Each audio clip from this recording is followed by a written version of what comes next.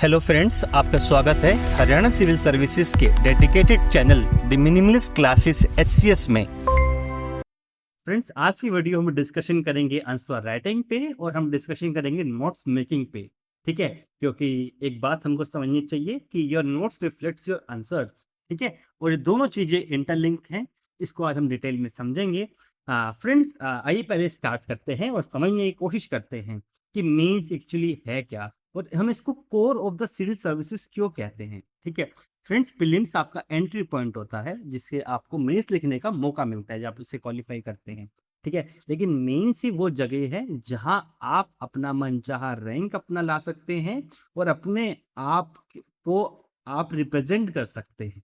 ठीक है, क्योंकि यही वो स्टेज है एग्जाम की जिसमें आपकी सब्जेक्टिविटी, ठीक है, आपके आंसर जो आप अपनी मेहनत से अपना लिख के आते हैं एग्जाम में, वो आपका डिफाइन करता है। क्योंकि अगर आप देखें कि इंटरव्यू के जब आप स्टेज पे आते हैं तो वहाँ सब्जेक्टिविटी और इंक्रीज हो जाती है।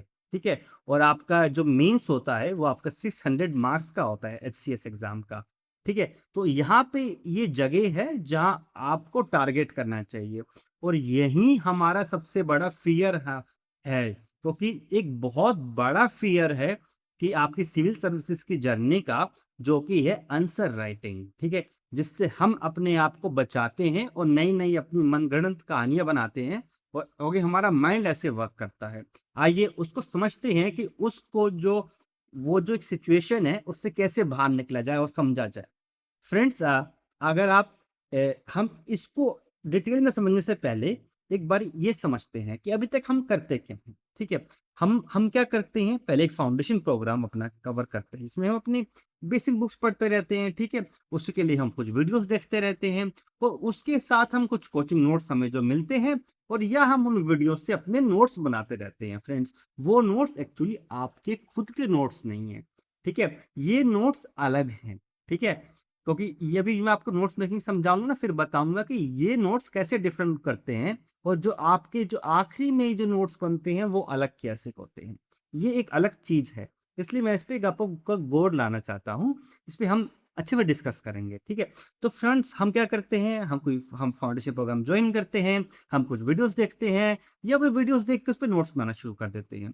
ये करते करते ही हम एग्जाम के पास पहुंच जाते हैं। ठीक है, और ये फ्रेंड्स एक वन वे प्रोसेस है। ठीक है, ये कभी भी हमें सफलता नहीं दिला सकता। हम एक सिचुएशन पे पहुंच जाते हैं, हमारा प्रीलिम्स क्वालिफाई हो जाता है, फिर हम फिर दोबारा वैसे हो जाते हैं कि हमने मेंस के लिए तो हमारे पास कुछ है ही नहीं। ठीक है, तो फ्रेंड्स फिर हम अगले साल क्या करते हैं, कई स्टूडेंट तो या तो फिर या तो कुछ मेंस एडवांस प्रोग्राम पे जाते हैं, कुछ एडवांस जैसे कोचिंग्स का होता है। ठीक है, या आंसर राइटिंग पे जाते हैं। ठीक है, या फिर दोबारा कुछ कहते हैं हमारे कुछ सब्जेक्ट्स वीक रह गए, हम फिर दोबारा वो स्टूडेंट्स क्या करते हैं, कुछ सब्जेक्ट्स की वीडियोस देखना स्टार्ट करते हैं, फिर ब्यूटिफिकेशन ऑफ नोट्स स्टार्ट करते हैं।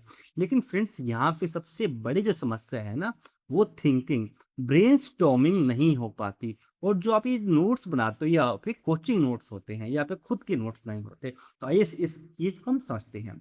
Answer writing. Friends, answer writing के अगर आप समझें तो पहली जो चीज है, आप नॉलेज नॉलेज आपने कुछ वीडियोस देखी, कुछ अपनी बेसिक बुक स्टैंडर्ड्स अपनी बुक पढ़ी। ठीक है, वहां से अपनी आपने नॉलेज पढ़ाई। ठीक है, तो हम बस यहीं तक अपने आप को समेटते रहते हैं कि एक बार ही हमारा सिलेबस खत्म हो जाएगा। ठीक है, या आपने देखा होगा कई कोचिंग इंस्टीट्यूट्स या कोचिंग या टॉपर्स भी ऐसे बोलते हैं, एक बार अपना सिलेबस कंप्लीट कर लो। ठीक है, फिर आप अपनी आंसर राइटिंग स्टार्ट करना। फ्रेंड्स, ये तरीका जो है ना, आज के टाइम पे बिल्कुल सुटेबल नहीं है। ठीक है, आज के टाइम का मतलब ये है, ये एक बहुत बड़ा गेमिक है। ठीक है, और आपको क्योंकि यहाँ पे ना फ्रेंड्स, ये प्रोसेस होता है वन वे। ठीक है, आपकी थिंकिंग कहाँ क्रिएट हुई, आपको इस पे ध्यान देना है। ठीक है, थिंकिंग क्या हो, ब्रेनस्टॉर्मिंग क्या हो। ठीक, क्योंकि आपने जो पढ़ा, अगर आप उसके बारे में जब तक आप उसको अपने पेज पे उतारेंगे नहीं, उसको आप लिखेंगे नहीं, ठीक है, जो आपके माइंड में थॉट्स आए, तो उसके बिना तो हमें नो द गैप पता ही नहीं लगेगा। ठीक है, क्योंकि आंसर राइटिंग ऐसे, आपने कोई टॉपिक पढ़ा, ठीक है, आपने उसे थिंकिंग क्रिएट करी, आपने ब्रेनस्टॉर्मिंग करी, अगर आपने उसके बारे में सोचा नहीं और कहीं लिखा नहीं, तो आपको अपना गैप कभी पता ही नहीं लगेगा। तो ये है वो नो द गैप। ठीक है, जो हमारे सामने रिफ्लेक्ट होता है जब हम उसके बारे में सोचते हैं, ठीक है, यहीं आपको अपनी आंखें खोलनी चाहिए, ठीक है, और यहीं से ही आप अपनी आंसर राइटिंग स्टार्ट जर्नी को बिगिन करते हैं, ठीक है। आंसर राइटिंग एक प्रोसेस है फ्रेंड्स, ठीक है, ये ऐसा नहीं कि आपने नॉलेज एक्वायर कर लिया तो आप अच्छे आंसर लिख लोगे, ठीक है, क्योंकि जब तक आप लिखेंगे नहीं, ठीक है, आप सोचेंगे नहीं, ठीक, आपके सामने कभी भी आपका अपना गैप नहीं आ पाएगा, ठीक है, इस पे आपको सोचना चाहिए, ठीक। तो ये कुछ ऐसे है फ्रेंड्स, फॉर एग्जांपल आप अपने आप को खुद को लो, ठीक है, और आप एक रियल लाइफ एग्जांपल है सिविल सर्वेंट का, ठीक है। सिविल सर्वेंट अगर कहीं जाता है या कहीं अपनी कोई जॉब फील्ड की जॉब होती है ये, ठीक है, तो वो उनके पास कितनी भी थ्योरेटिकल नॉलेज हो, ठीक है, जब तक वो अप्लाइड उस नॉलेज को नहीं करेंगे, ठीक है, तो कैसे सिचुएशन सोल्व होंगी फील्ड पर, ठीक है। इसी तरह ही आप इस अपने आप को समझो कि अगर आप सिर्फ थ्योरेटिकल नॉलेज या अपनी बुकिश नॉलेज से जाएंगे एग्जाम में क्वेश्चन फेस करेंगे, ठीक है, वहां पर आपकी अपनी खुद तो थिंकिंग तो डेवलप हुई नहीं, ठीक है। इसलिए आपको इस अप्लाइड नॉलेज को समझना चाहिए और आपको अपनी जो अपनी नॉलेज गेन करते हैं अपने कुछ अपनी, चाहे आप बुक स्टैंडर्ड बुक्स पढ़ें चाहे कुछ वीडियोस देखें, उसको आप अप्लाई करें, ठीक है, तो ही आपका ये जो ट्री कंप्लीट होता है आंसर राइटिंग का, आप समझते हैं, ठीक है। Friends, second most important thing आती है when to start the answer writing, ठीक है। आंसर राइटिंग एक सबसे बड़ी बात तो ये है, आप आंसर राइटिंग या तो पोस्ट टॉपिक करो, ठीक है, आपने कोई टॉपिक कर लिया, आप उसके अपने बेसिक से एडवांस लेवल तो क्वेश्चंस आते हैं, ठीक है, क्वेश्चन बैंक अपना डाउनलोड कर लो, ठीक है, तो वहां से अपने आप को चेक करो टाइम टू टाइम कि क्या आप उस टॉपिक पे आप कुछ लिख पा रहे हैं। इस समय जो आप जब पोस्ट टॉपिक अपनी आंसर राइटिंग करते हैं, ठीक है, वहां आप अपने आंसर को कंपेयर ना करें, ठीक है, और अपने आप को परफेक्शनिस्ट ना ढूंढें यहाँ पर, ठीक है। परफेक्शन की गेम में बिगन ही नहीं हुई है दोस्तों, लेकिन ये पहला स्टेप है आपके आंसर राइटिंग का जो आपको आपको ना रोकता है, ठीक है, बिकॉज ये एक फियर क्रिएट करता है because and in the life always remember that living in fear is no living, ठीक है, living in fear is no living my friend, ठीक। तो आप या तो इस स्टेज पे अपने स्टार्ट कर सकते हैं, या अगर आप थोड़ा सा और कंफर्टेबल होना चाहते हैं तो पोस्ट सब्जेक्ट करा करो, ठीक है। फ्रेंड्स, मैंने ये पोस्ट सब्जेक्ट बोला है, ठीक है, पोस्ट सिलेबस कंप्लीशन की बात नहीं कर रहा हूँ, ठीक है। फॉर एग्जाम्पल जैसे आपके पास GS2 है, ठीक है, अगर आपने पॉलिटी पढ़ ली है तो या तो पॉलिटी के टॉपिक्स जैसे फंडामेंटल राइट DPSP पढ़ ली हैं तो उन पे अपना पोस्ट टॉपिक कुछ क्वेश्चंस बेसिक लिखना स्टार्ट करो, या फ्रेंड्स आप अपना पॉलिटी का सब्जेक्ट्स कंप्लीट कर लो तो अपना पोस्ट सब्जेक्ट पे आंसर राइटिंग स्टार्ट कर सकते हो, ठीक है। और लेकिन इसका मतलब ये नहीं है कि आप पोस्ट GS2 स्टार्ट करेंगे, ठीक है, मतलब कि पहले GS2 का सारा पॉलिटी पढ़ लोगे, फिर उसका अपने इंटरनेशनल रिलेशंस पढ़ लोगे, सोशल जस्टिस पढ़ लोगे, गवर्नेंस पढ़ लोगे। फ्रेंड्स, ये गलत रणनीति है। रणनीति यही कहती है या तो हम पोस्ट टॉपिक उसको करेंगे या पोस्ट सब्जेक्ट उसको करेंगे अपनी आंसर राइटिंग को, ठीक है। जैसे कि आपकी हिस्ट्री हुई तो हिस्ट्री में आपने मॉडर्न हिस्ट्री कर ली तो मॉडर्न हिस्ट्री क्वेश्चन लगाओ, वेट मत करो, ठीक है। अब हमारे माइंड में ये भी डाउट आता है कि सर कुछ क्वेश्चन तो लिंक करते हैं एक दूसरे से सब्जेक्ट को, ठीक है, हमारी नॉलेज और एनहांस होनी चाहिए।